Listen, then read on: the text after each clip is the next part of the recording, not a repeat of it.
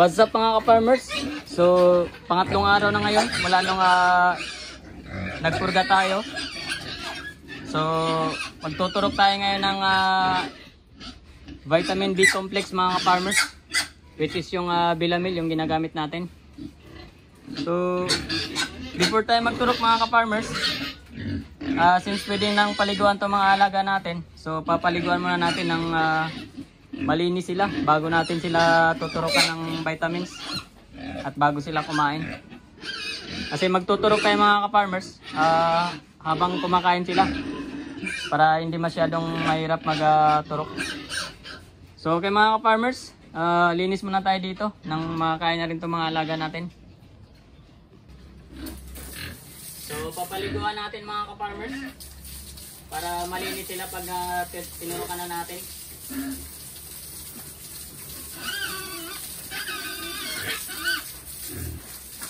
At para habang nagtuturok tayo, kumakain sila para hindi tayo mahirapan. Kasi malalaki na itong mga alaga natin, mahirap na hawakan to. Hindi na natin mahawak-hawakan to. So kailangan habang kumakain sila, doon tayo magtuturok. Habang malilibang sila sa pagkain. Kaya kailangan mabilis ang turok ng mga ka-farmers. Kasi ang bilis kumain ng mga alaga natin. Eh baka pag natagalan tayo, baka hindi natin matatapos. So kailangan mabilis yung pagtuturok natin.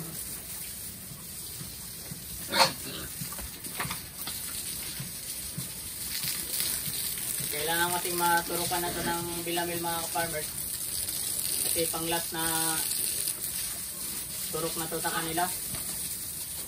So magtuturok tayo ngayon ng 5 ml. Bali pinakalas na yun.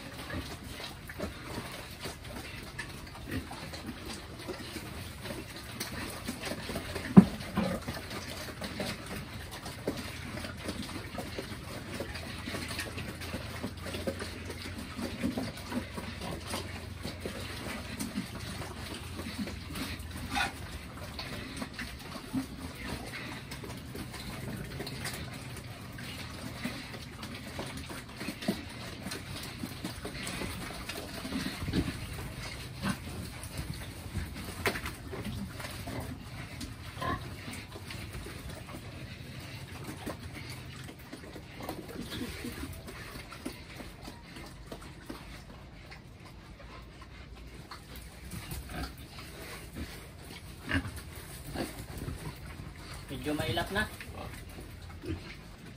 Mukhang hindi matatapos natin ito mga ka-farmers.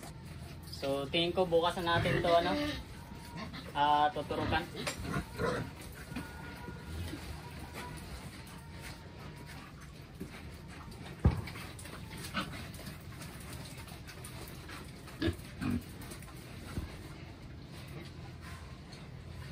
Tatandaan na lang natin yung ano,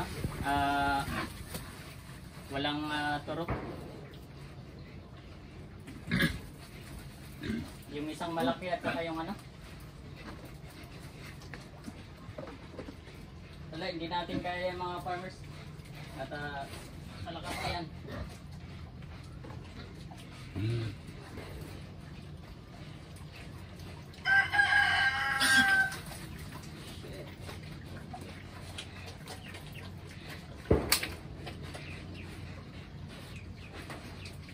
So nasayang lang mga ka-farmers.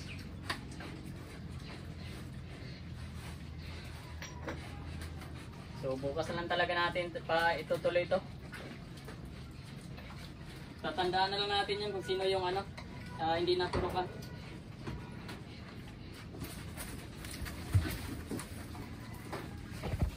Masyado na silang mailap mga ka-farmers, so wala na, hindi na natin kayang turukan yan.